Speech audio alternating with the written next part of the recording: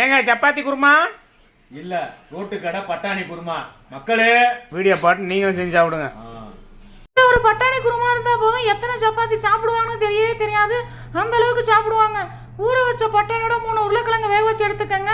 வெங்காயம், பச்சை மிளகாய், தக்காளி, இஞ்சி, பூண்டு, கருவேப்பிலை. ஒரு பாத்திரத்தில் எண்ணெய் ஊற்றி எண்ணெய் காஞ்சதும் கடுகுளுந்தம் பருப்பு, கருவேப்பிலை, இஞ்சி, பச்சை மிளகாய், வெள்ளைப்பூண்டு, சீரகம், வெங்காயம் எல்லாத்தையும் போட்டு நல்லா வதக்குங்க. உப்பு போட்டிங்கன்னா சீக்கிரமாக வதங்கிடும்.